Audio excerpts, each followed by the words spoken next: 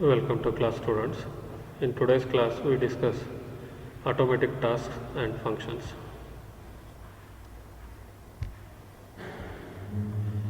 Automatic or re-entrant tasks.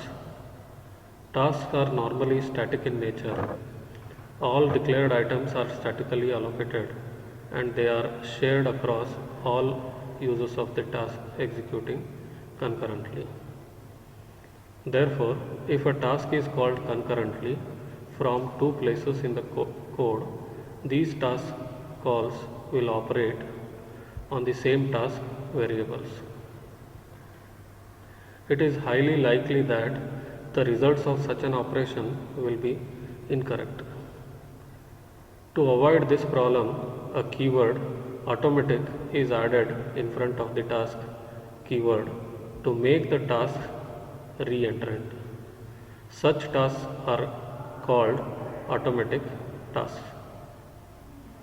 All items declared inside automatic tasks are allocated dynamically for each invocation. Each task call operates in an independent space. Thus, the task calls operate on independent copies of the task variables. This results in correct operation.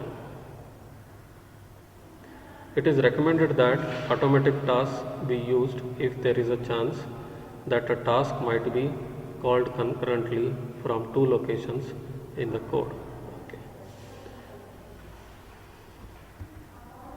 We'll see an example.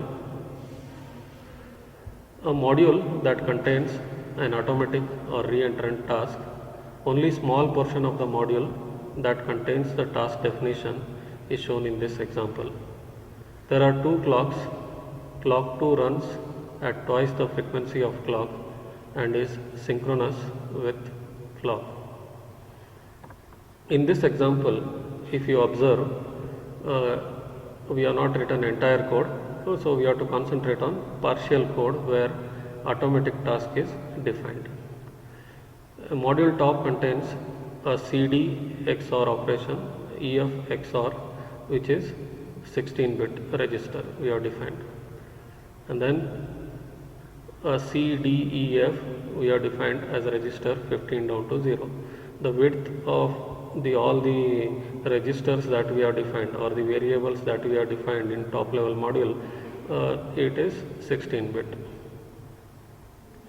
If you concentrate on the task, after writing task you have written the keyword automatic, bitwise XOR, name of the task, bitwise underscore XOR.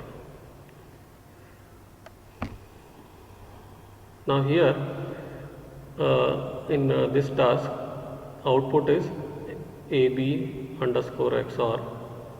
Input for this task is two operands A and B, which are also of size 16-bit. If you observe, after keyword begin and end, since we are using multiple statements, so begin and end acts as open brace and closing brace. End task to indicate end of the task.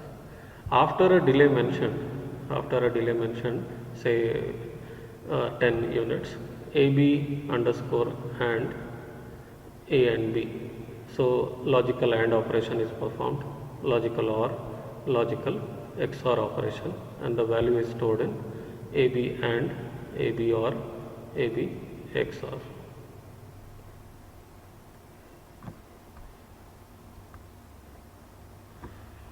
There are two always blocks which call this bitwise XOR task concurrently at each positive edge of the clock. However, since the task is re-entrant, these concurrent calls will work correctly. This bitwise XOR task, bitwise underscore XOR task, called in pause edge of clock first always statement, it will give you an XOR operation where E and F are the actual input variables that we are passing. XOR of these operation will be performed and it is available as output. In the second always statement, there is a clock, pass edge of clock 2, which is twice the as frequency of the previous clock. Here also we are calling the same task. Here we are performing again XOR operation, CD XOR A, C, comma D. So for the first always block, there is a operands E and F. It should take E and F as an input and perform XOR operation. For the second task, it should perform C and D. It should accept as input variables and perform the XOR operation. Since bitwise XOR we have defined as automatic task, these variables are treated as separate, and this will perform an XOR operation and assign to EF XOR and CD XOR without any ambiguity, and the result will be correct. If we don't use automatic, what is the problem is? So since this task operates on same area, same memory area, in that case there may be possibility that you will get error message, because E and F bitwise XOR and your task you are calling, and with the C and D inputs also you are calling, there may be the chances that an error in the result. To avoid such problems, the task is defined with the keyword automatic. When it is called in more than one places simultaneously, even then it gives proper results. Even though it is performing and OR operation, we are interested in XOR operation, which is output from our task.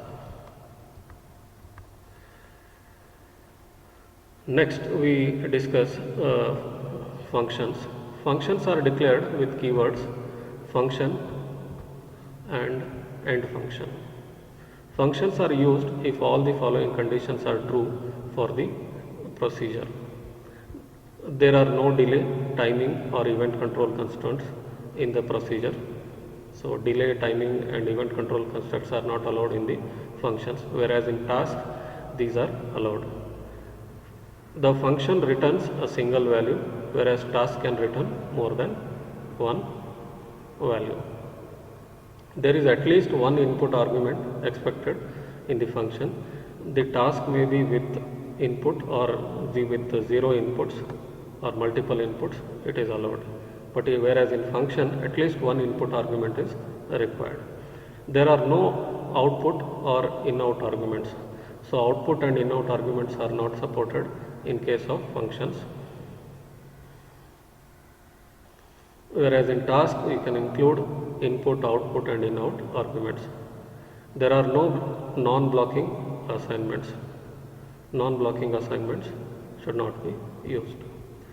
We'll see an example to understand the function usage in case of Verilog. If you observe an example for parity calculation, let us discuss a function that calculates a parity of a 32-bit address and returns the value. We assume even parity. Here example code is given, we need to analyze. Address is of 32-bit size, 31 down to 0 we have defined as a register, and a parity, so it is 1 bit, register parity, size is 1 bit width. Always add address, so address whenever value changes.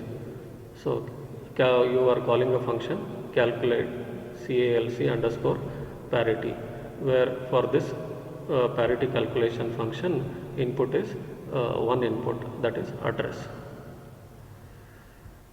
So whenever this function is called, the function module that we have written after this declaration within the module, function calculate parity, input 31 down to 0, that is 31 colon 0 address, so that is acting as input here. So this address is mapped with the address that we have defined. ADDR is mapped to address. Then calculate parity we have done with XOR operand, reduction XOR operand, which operates on single operand address. For example, if you see input is Actually it is required that we input it should be 32 bit. I have taken example of 4 bit. So 1010, suppose 4 bit data is available. So you are performing XOR operation, that is 1 XORed with 0, you will get 1, then again it is XORed with 1, you will get 0, 0 XORed with 0, you will get 0. So it returns a 0, which indicates even parity. If you consider one more 4 bit example, 1011, assuming that all higher bits are 0. So total input size we are expecting for this code is 32 bit. We have taken lower 4 bits. So 1011, in that case again perform XOR operation between first 2 bits 1 and 0, you will get 1. Then again it is XORed with next bit, so you will get 0, and then you are XORing with the lower bit, that is 1, it will return 1. This AND function should be lowercase e, you can observe here a typing mistake here, AND function should be lowercase. So perform reduction XOR operation which will give you a parity. If even parity it will return 0, if it is odd parity it will return 1. So when you have called this function here calculate parity, in that case this function is invoked within no time, almost 0 time, so it will calculate the parity and it will assign to register which we have defined as parity. And afterwards we have displayed, display is nothing but a printf statement, parity calculated value %b, which is calculate parity address. So second invocation you can observe here, the value that we have computed is returned. You can observe one more thing here, we are not writing any return statement here. Function name is used as calculate, that is calc underscore parity, and for this function name we are assigning the result. It will return the calculated parity here at this place. So at two places we have invoked the function. So here you can write either parity or second invocation, whereas calculate underscore parity, just to understand. So parity, calculate parity function call can be part of printf statement also. So the value that is calculated will be displayed on screen. In the first invocation of calculate parity, the returned value was used to set the register parity. In the second invocation, the value returned was directly used inside the $display task.